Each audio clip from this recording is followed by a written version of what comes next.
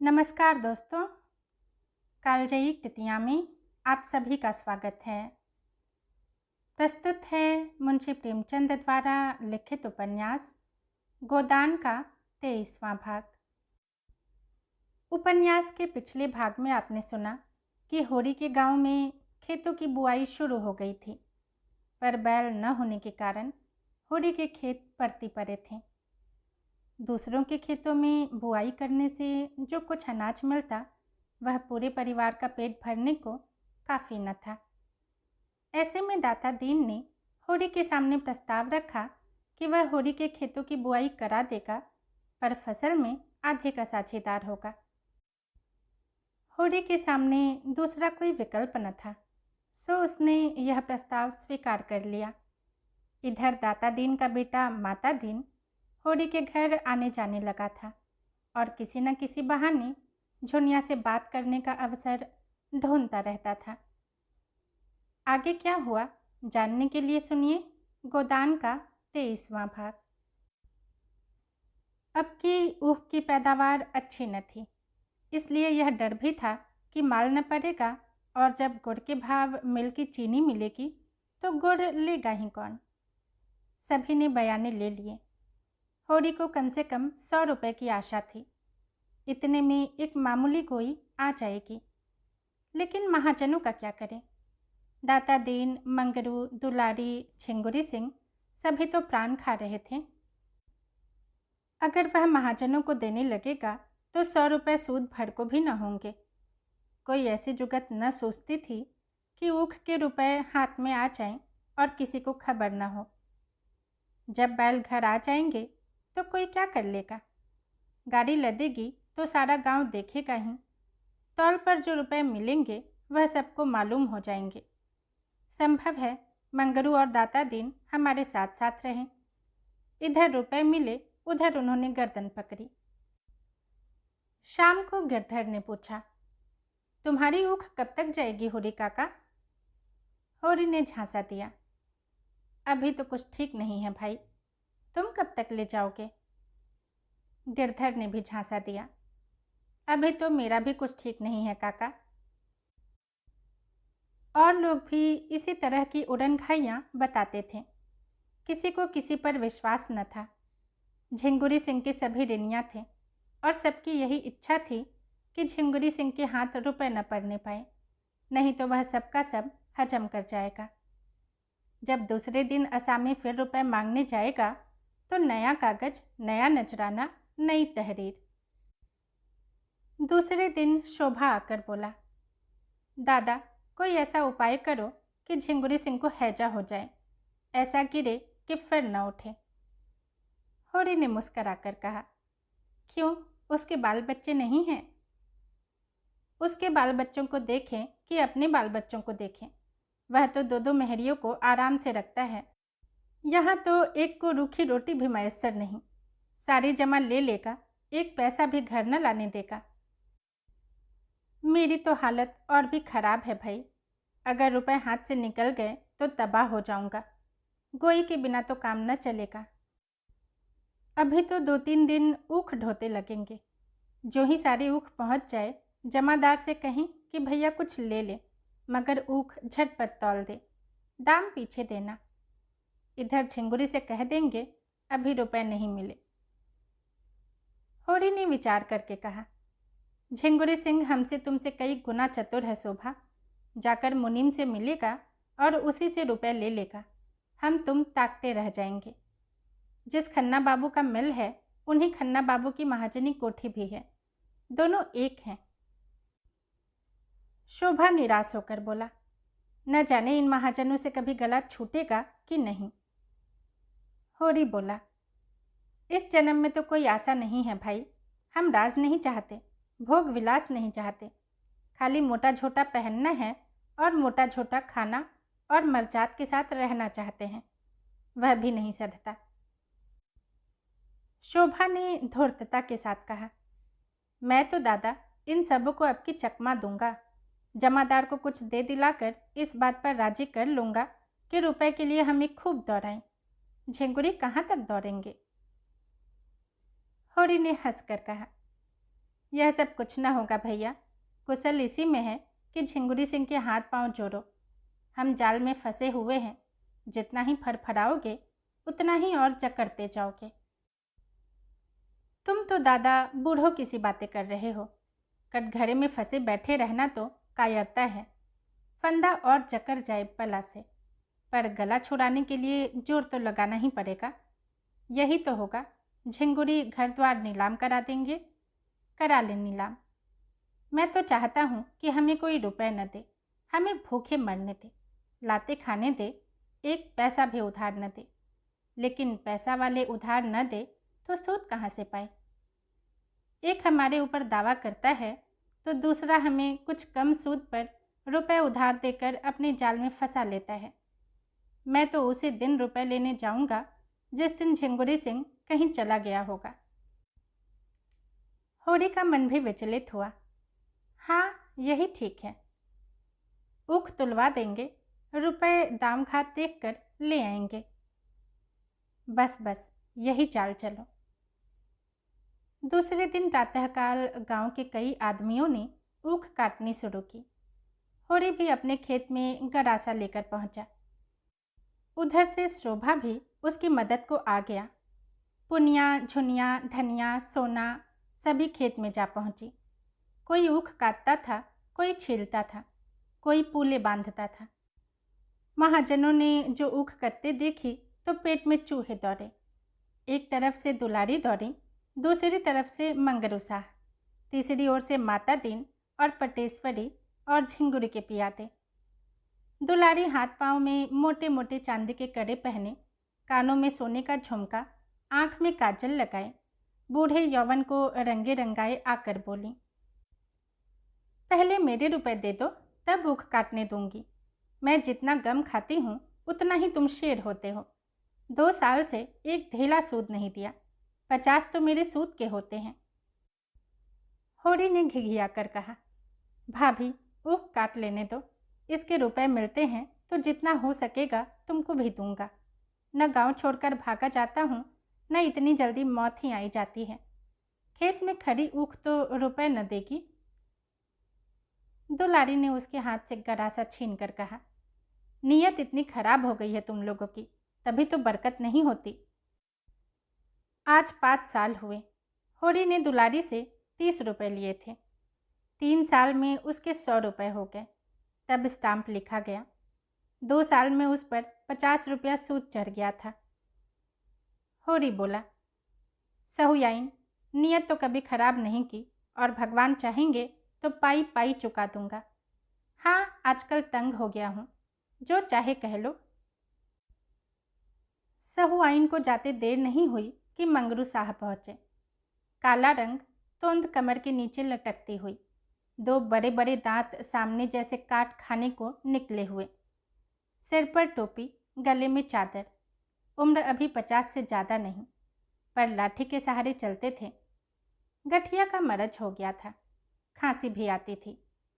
लाठी टेक कर खड़े हो गए और होरी को डांट बताई, पहले हमारे रुपए दे दो होरी, तब ऊँख काटो।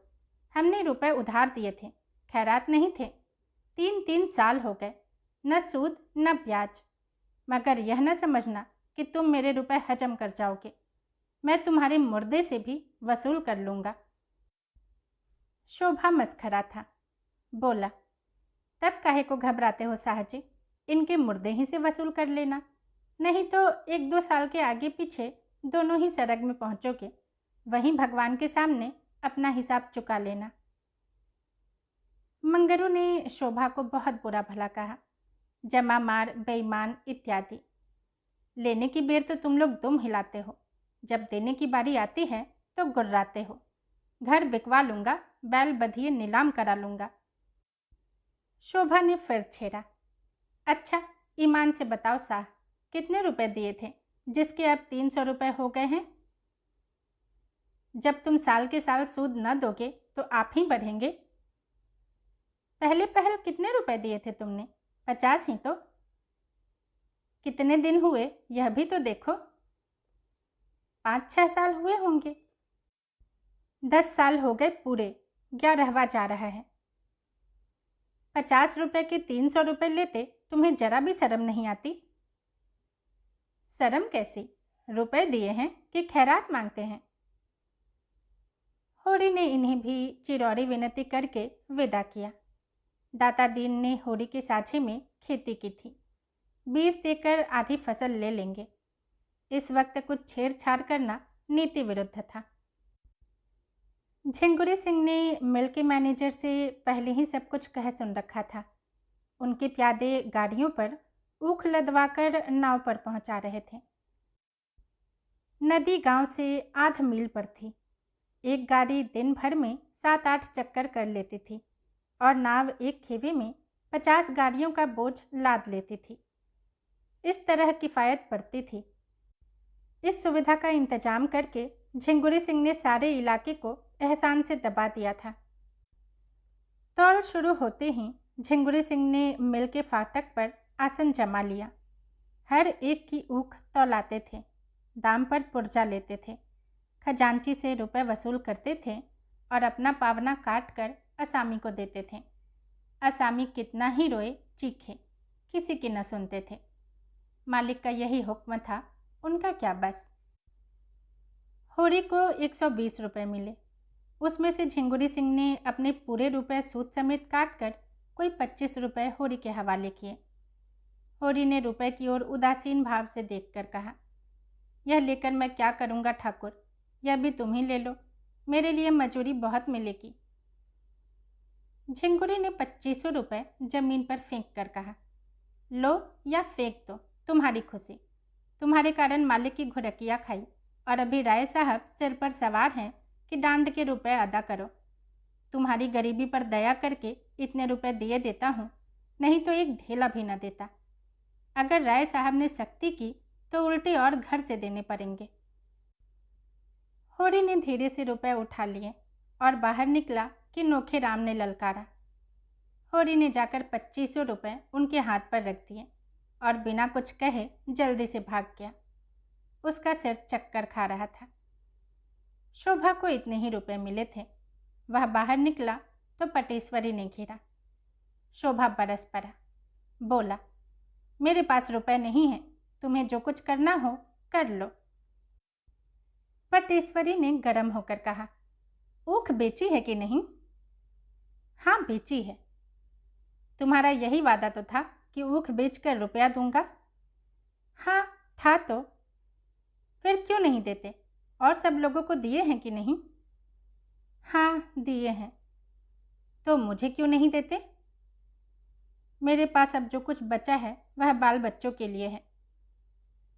पटेश्वरी ने बिगड़ कर कहा, तुम रुपए दोगे शोभा, हाथ जोड़कर और आज ही। हाँ अभी जितना चाहो बहक लो। एक रपट में जाओगे 6 महीने को, पूरे 6 महीने को। न एक दिन बेस न एक दिन कम। यह जो नित्य जुआ खेलते हो वह एक रपट में निकल जाएगा। मैं जमींदार या महाजन का नौकर नहीं हूँ, सरकार बहादुर का नौकर हूँ, जिसका दुनिया भर में राज है और जो तुम्हारे महाजन और जमींदार दोनों का मालिक है। पटेश्वरी लाल आगे बढ़ गए। शोभा और होरी कुछ दूर चुपचाप चले, मानो इस धिक्कार ने उन्हें संज्ञाहीन कर दिया हो। तब होरी ने कहा, शोभा इसके रुपए दे दो, समझ लो ऊख में आग लग गई थी। मैंने भी यही सोचकर मन को समझाया है। शोभा ने घबराकर आहत कंठ से कहा, हाँ दे दूंगा दादा, न दूंगा तो जाऊंगा कहाँ। सामने से गिरधर ताड़ी पिए झूमता चला आ रहा था। दोनों को देखकर बोला, झिंगुरिया ने सारे का सारा ले लिया होरी काका, चब्बेना को भी एक पैसा न छोड़ा, हत्यारा कहीं का। रोया गिड़गिड़ाया पर इस पापी को दया न आई। शोभा ने कहा, ताड़ी तो पिए हुए हो, उस पर कहते हो एक पैसा भी न छोड़ा। गिरधर ने पेट दिखाकर कहा, सांझ हो गई, जो पानी की बूंद भी कंठ तले गई हो तो गो मांस बराबर। एक ही कन्नी मुंह में दबा ली थी, इसकी ताड़ी पी ली। सोचा साल भर पसीना बहाया है तो एक दिन ताड़ी तो पी लूं, मगर सच कहता हूँ नशा नहीं है। एक आने में क्या नशा होगा। हाँ झूम रहा हूँ जिससे लोग समझें खूब पिए हुए हैं। बड़ा अच्छा हुआ काका, बेबाकी हो गई। 20 लिए, उसके 160 भरे, कुछ हद है। होरी घर पहुंचा तो रूपा पानी लेकर दौड़ी। सोना चिलम भर लाई।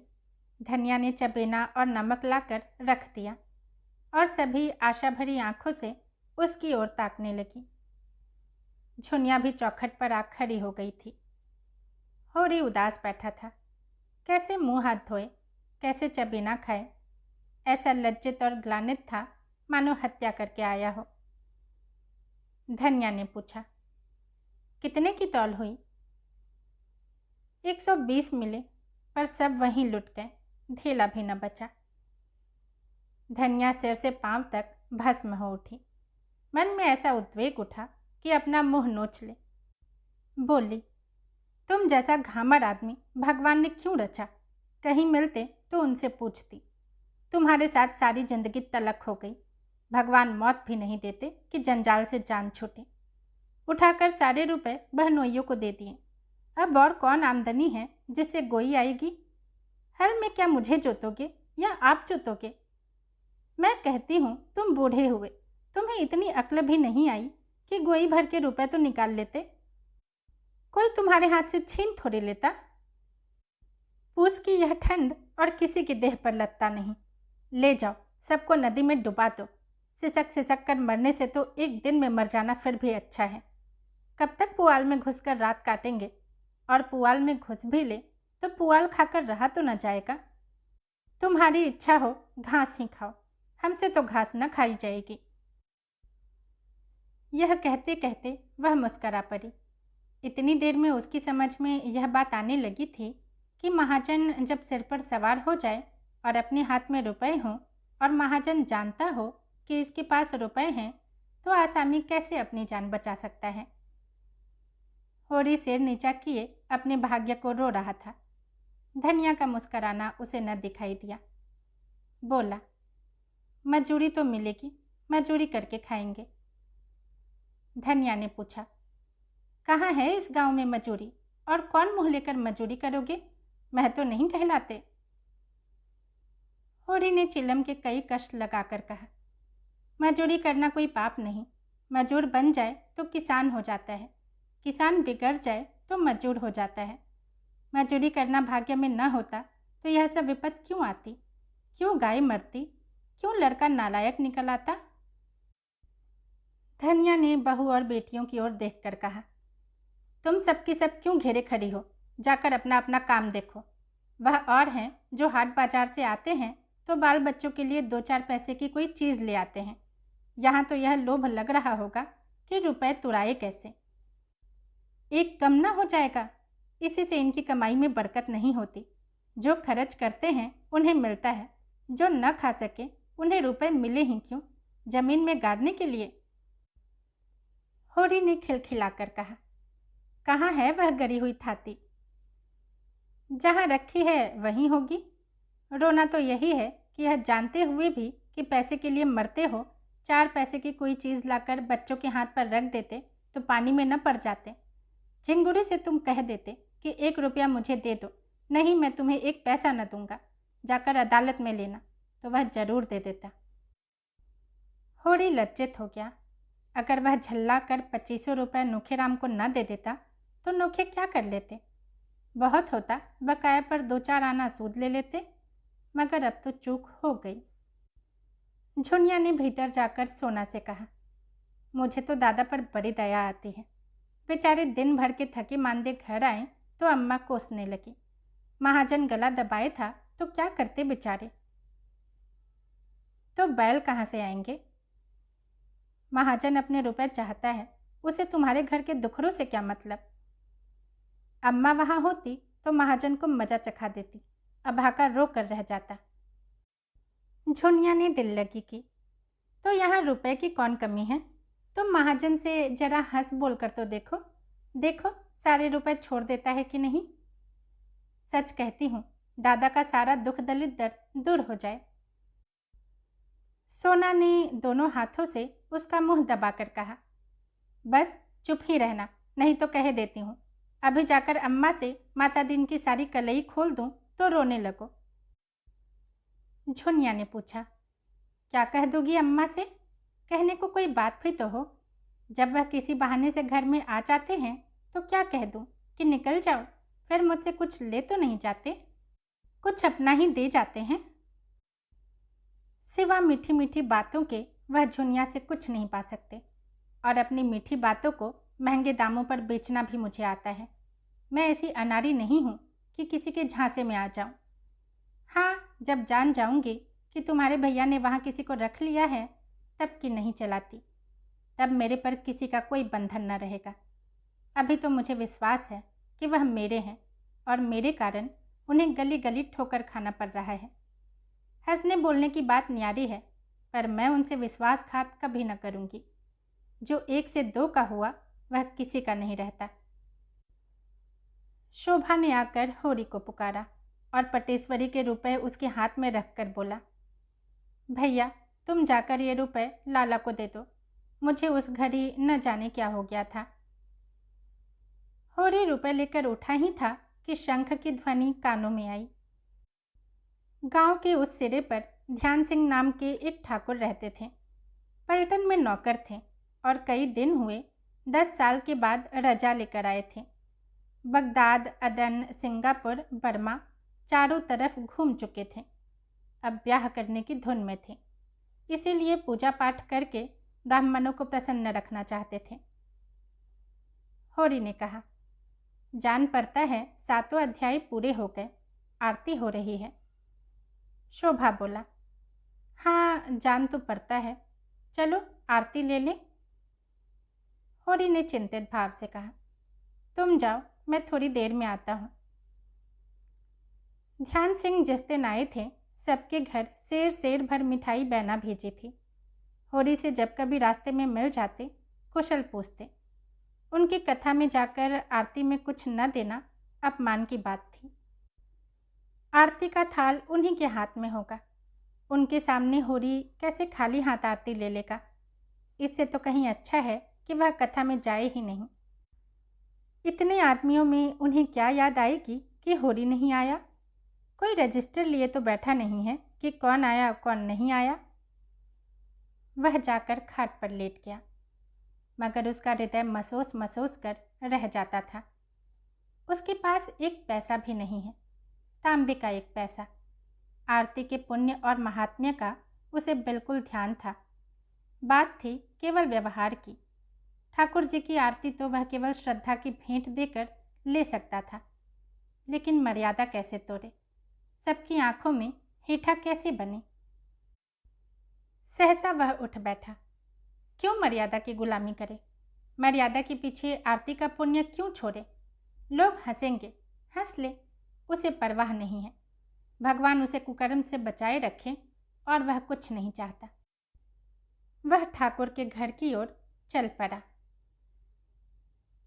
दोस्तों, उपन्यास का 23वां भाग यहीं समाप्त होता है। यदि पसंद आया हो तो लाइक करें, कमेंट करें और चैनल को सब्सक्राइब भी ज़रूर करें। धन्यवाद।